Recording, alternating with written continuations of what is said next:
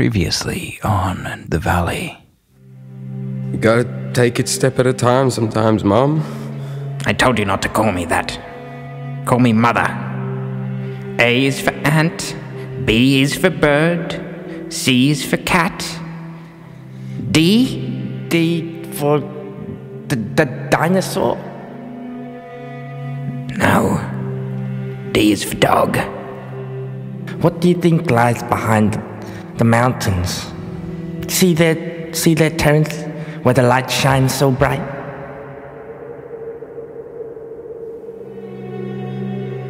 It is morning. You see the white of the window. That's all. No detail. You can't see the garden beyond, just the white. And you know it's morning. The shadows in the room are grey. There are no pictures on the walls, just the ripples and tatters of the old wallpaper. You go down the steps and Mother is there. She is turning the wooden spoon in the old pot. And you smell porridge. Good morning, Mother. Good morning, Mother. Did you sleep well? Did you sleep well? Yes.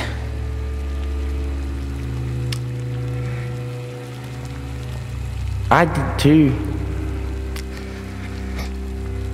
All this talk has made me burn the porridge, She says as she ladles it into the usual bowls. You sit where you always do. Jared on the right and Terence on the left. Mother at the head of the table, with her back to the window.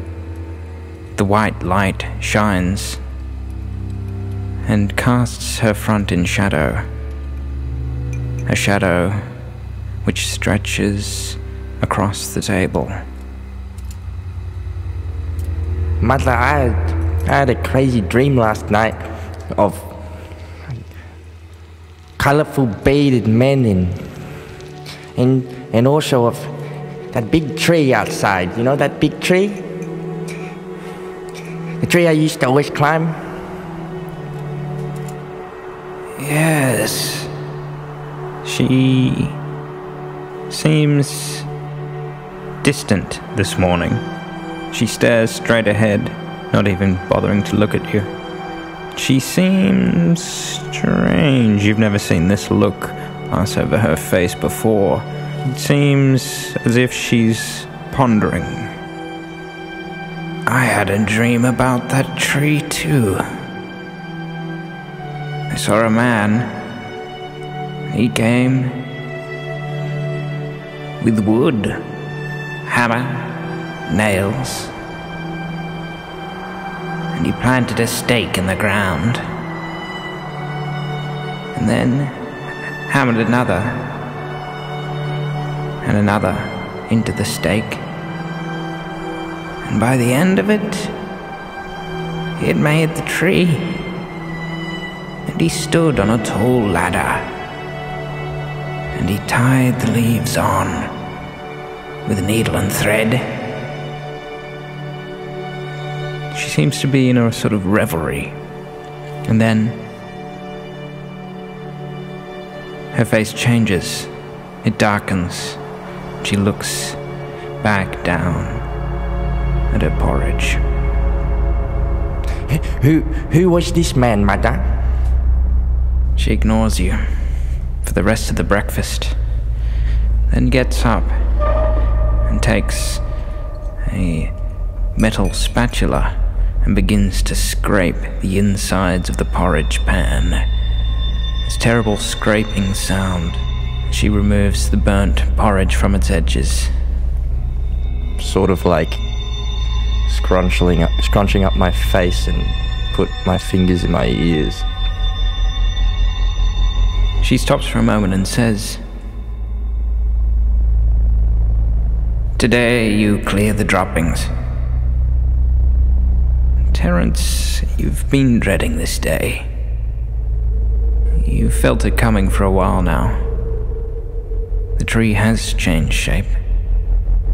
The branches droop lower than they once did.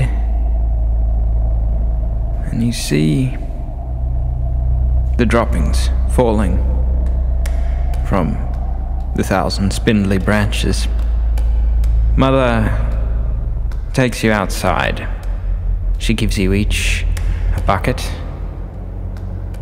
and stands in the doorway as you trudge out, wearing your boots, and the cloud begins to thin. You see and you hear drop, drop, drop of the droppings. They fall and bounce along the earth. Yay, brother. At least we get to go outside and play. As I say to him as I skip off to the tree, and I'm sort of picking up droppings and skipping around the trunk of this tree. You fill up a bucket with the droppings. Then you take it over to a big skip on the side of the house, next to the shed, which is always locked. But once or twice, you've seen Mother go in there. There is a window. As you go by, you peer into the shed. But the window is so fogged up with age and dust and spider webs, you can only make out the vague shapes, shadows. You keep going. You keep picking up the droppings, bucket after bucket.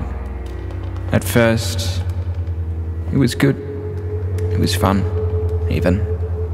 But after hours of it, well, it becomes monotonous, and you begin to hate these droppings. You hate their small, pointed protuberances. Brother, I'm bored. This is boring. When can I go back inside and play with Felix? When we've picked up all the droppings, Jared, you just gotta keep picking them up. Brother, what's in there? As I point towards the shed next to the skip. What's in there, Jared? Why can't we? Don't worry about the shed, Jared. Just keep picking up the droppings.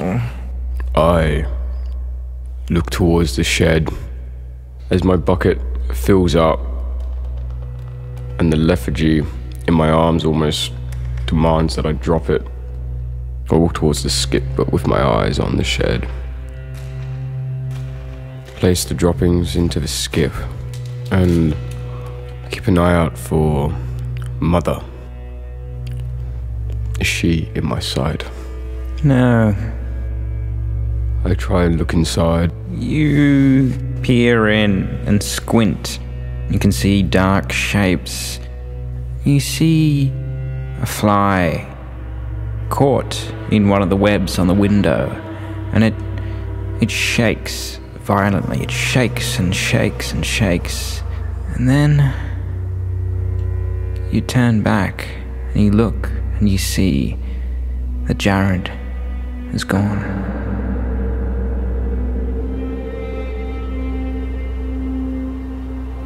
Jared? Jared? Jared! You don't hear any response. You make your way down to where you last saw him. You can see his bucket standing there. And you can see the big old tree with its twisted roots and the droppings falling. I look into look onto the ground next to Jared's bucket. I see if there's any footprints. Yeah, you can make out some footprints through the droppings and the dirt and the mud. And you follow the footsteps down until you see Jared standing, looking intently over at the other side of the stream. And Jared, you've seen something moving. You're not sure what it was. You were picking up droppings, and then just out of the corner of your eye, you saw it move over on the other side of the stream. Shh, Terrence. I think there's a frog in that bush. There's always frogs hopping around here. I just really want to see one. Just a cute little green frog. Terrence, you look out. You squint your eyes and search the other side of the stream, and then you see the movement. You see it get closer and closer, and then two eyes, a body, long black legs. This creature tiptoes its way out of the shrubbery on the other side. It sees you. Its ears stand on end, and it crosses the stream and begins to paw its way towards you. Now, Jared, you recognize this creature is the same that is in your book, D for dog. You see it limp towards you, cautiously. Hello, strange man. I sort of waved towards him. I'd seen you before in my book. Mother always used to read to me, and now I can read by myself. I'm actually really good now. The dog looks very different from the one in your book. It's a greyhound. It is tall, long, thin, with a pointed snout. Can we take it inside and feed him? It comes towards, then it backs away, then it comes towards, and it moves around, and you stand there silent and still, and very slowly it comes close enough for you to see that its legs, its paws,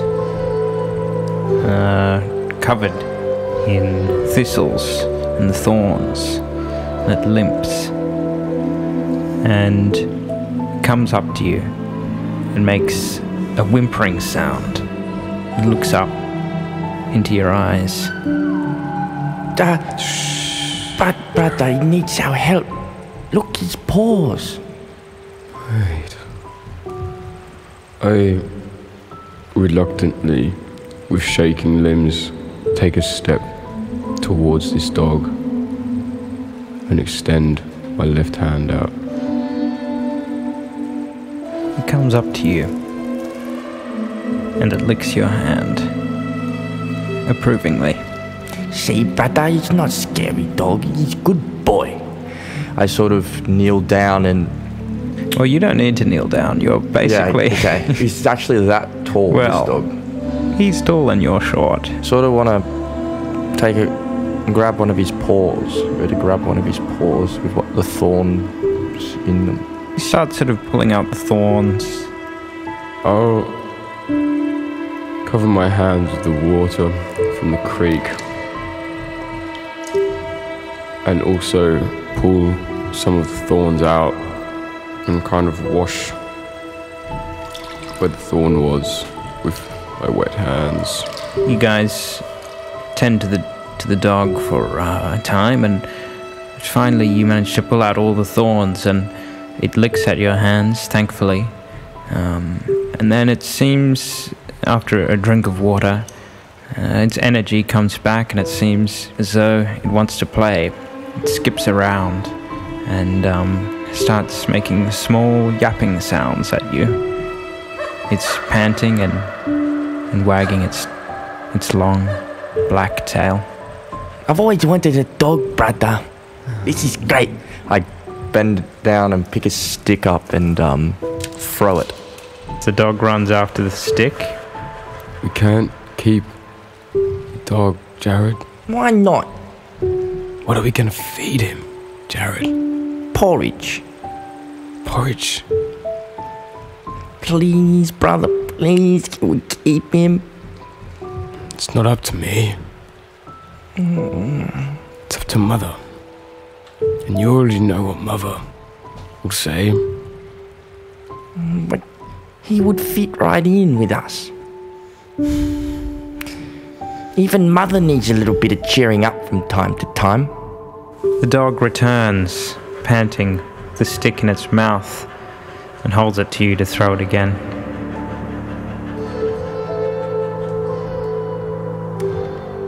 You keep picking up the droppings.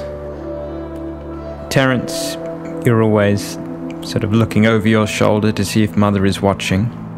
And over the next few days, you make good progress, and you play with the dog. In fact, it keeps coming back. You're not sure where it goes off at night, but it comes back every day, and it's waiting for you there when you turn up with your buckets. Brother, where do you think he lives? You see, every morning it does come back with more of the thorns embedded in its paws and legs, and you pluck them out, as you often do.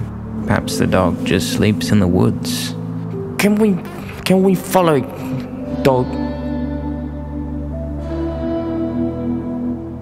Maybe he can take us to his house amongst the trees. But Mother can't know about this, Jared. I promise I'd never tell Mother. S is for shh.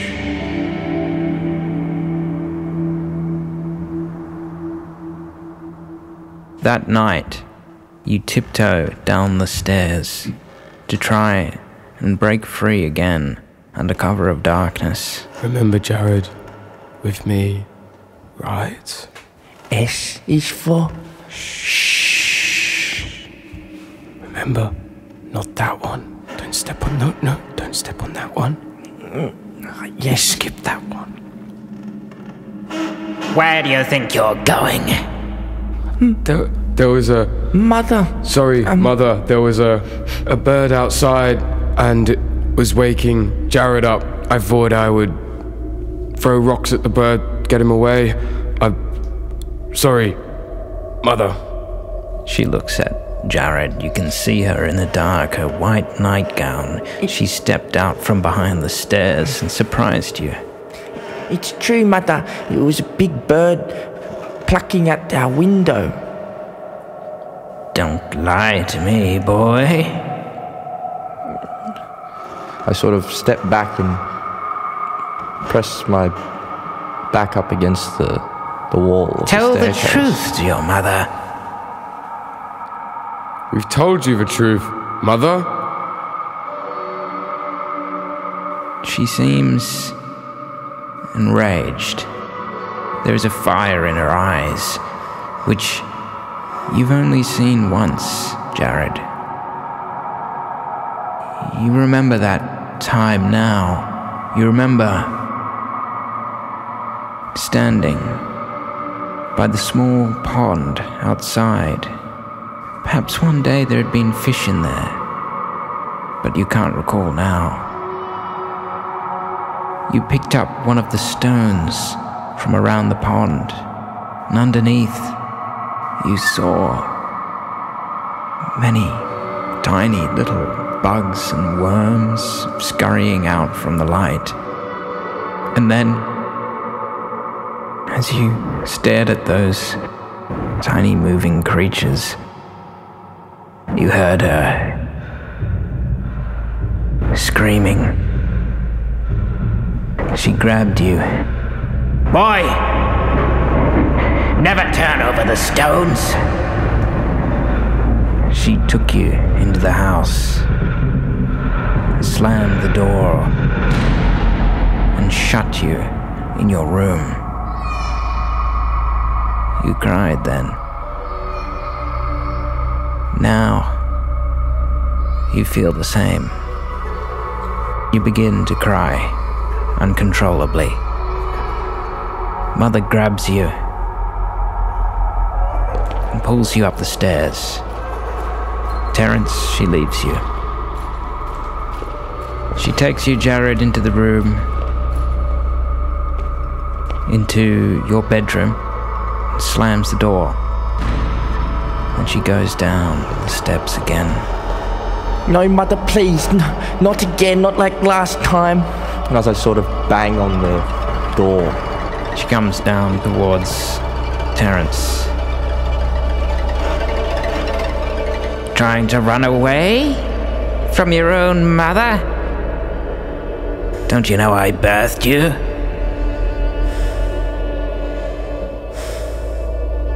No, we weren't trying to run away, Mother. It was merely a bird on the windowsill. Just as you say that, you hear a tapping sound at the window, and you see over her shoulder a small bird tapping at the window. Mother turns around and follows your gaze. "Well, fancy that." She goes over to the window and stares at the bird for a moment as it taps. When it sees her coming closer, it flies off. And you run up to the room. You grab your brother and you lie there for the rest of the night as he whimpers. The next day, you come down the stairs. Mother is nowhere to be found. There is no porridge on the table. Brother, do you think... How long do you think Mother's gonna be angry at me? I don't want to get locked up. Not for too long, young Jared. Do you think she ran away? No. I don't think Mother would ever run away from this place. Not from us. I sort of look down at my feet and walk towards the bucket, pick it up. Maybe, Jared, these nighttime trips need to stop. But you should probably just do exactly what Mother says. But what if something... You need to learn. You need to stop playing with these things. And I grab Felix and throw him against the wall. He erupts as a string breaks and a clatter of colored beads roll across the floorboards. Brother, what have you done? Why did you harm Felix? I grab my bucket and I run outside. Wait, Jared! If you're not gonna help me with this dog, save him. He's alone in the forest without anyone, and I have to do it myself. And do you think you going into the Before I can finish my sentence, Jared has already gone. Jared! Jared runs out. You follow him, go out after him.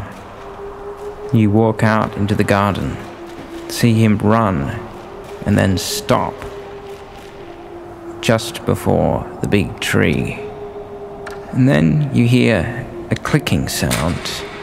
You look over to the shed where you see Mother emerging.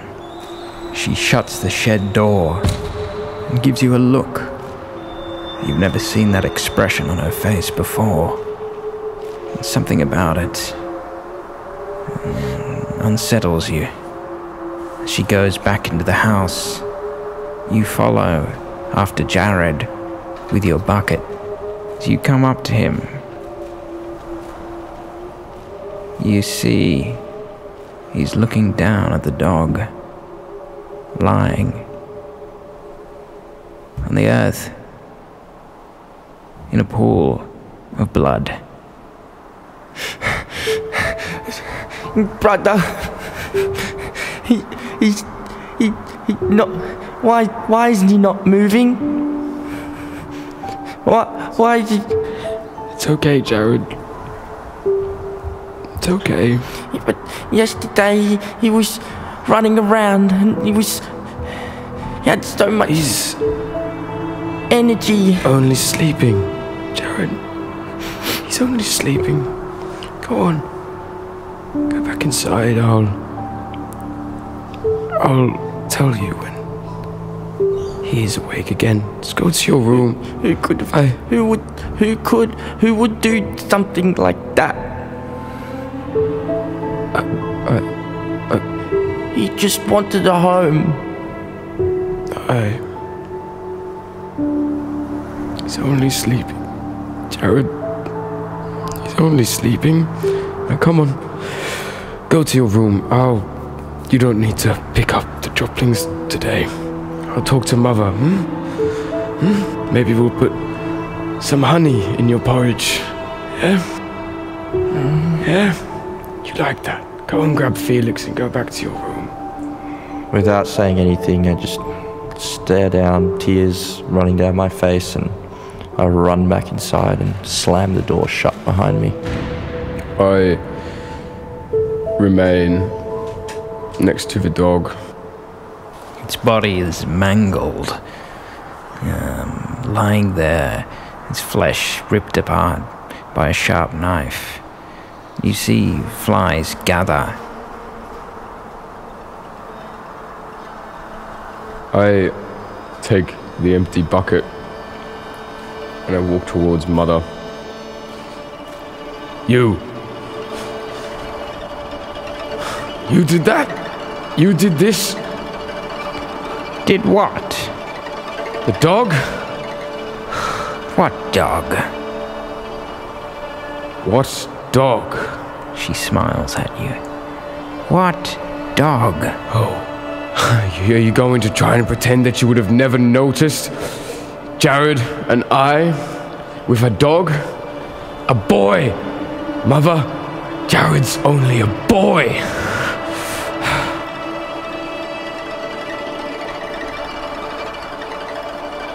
She stares at you and smiles.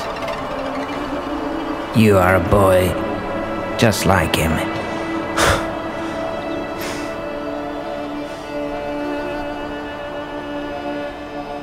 Now get rid of it.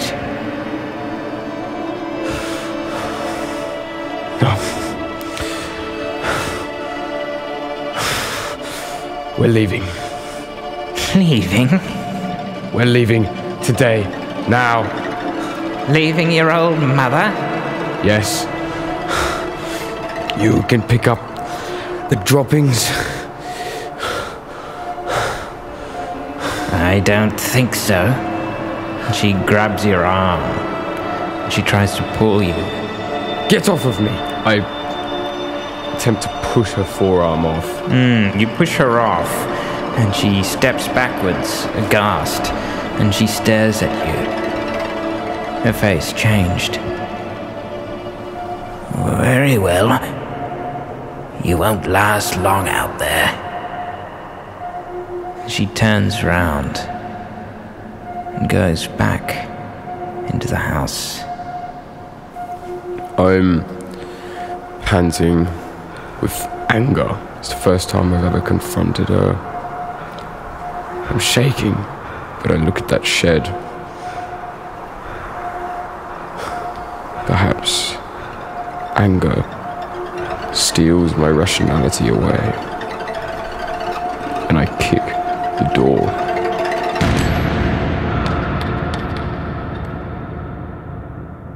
Now, back in the house, Jared, you were in the kitchen when Mother came in. She looked strange. She was shaking, and she grabbed you and pulled you out the back door. Mother, where are you taking me? Where's Big Brother? She pulls you out of the back door and then stands there for a moment. He's not your brother. And don't call me Mother either. But... Mother, what do you mean? You're not mine. And I'll put you back where I found you. She starts pulling you towards the dirt road, which winds down the valley. Mother, you're sending me away? Yes. But what have I ever done? You've done nothing. You've done nothing for me. But I pick up droppings and we talk at dinner and... Did you really pick up the droppings? Yes, I did, Mother. Yes, I did. Don't lie to me. Straight to the shed, as asked, Mother. I watched you. I saw you. You didn't see me, but I watched. You didn't pick up the droppings. She pulls you away from the house.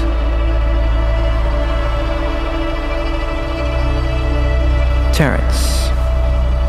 In the shed, you see an array of tools. You look around dumbfounded. Then you hear, far away, the sound of your brother's voice. Jared. What have I done? You idiot. I take one of the tools from the shed. Is there anything else in here? Take a hammer. There are many things in here, but your heart is pounding. You feel too much urgency to look around. I run out of the shed. You catch up to Mother and Jared. You see her pulling him along. Brother, please, don't let her take me away. I picked up the droppings. I try my best every day. Please don't let her take me away. Mother, let him go. He's done nothing. It was all me. You know it. Very well. She lets go of Jared. He runs over towards you. You won't be coming back. She turns down towards the house. You stand and watch her, Jared shivering, till she goes through the back door and slams it so hard one of the windows on the top floor shatters. You stand there on the dirt road with the trees surrounding. They seem to droop down, casting long shadows upon you. You stare at the house. It's slanted, crooked, and it seems to be sinking down into the earth. You feel afraid. What are we gonna do now, brother? Mother left us here. We keep going down the road. Jared, okay? Just follow my lead. But she said she wasn't my mother. You know how mother gets when she hasn't had her morning porridge? Now, come on. It's best just to think about the road ahead. Do you think maybe we'll finally get to see the top of the valley? Where the sun shines? Yes, Jared. I dream of it sometimes. Sometimes. We will.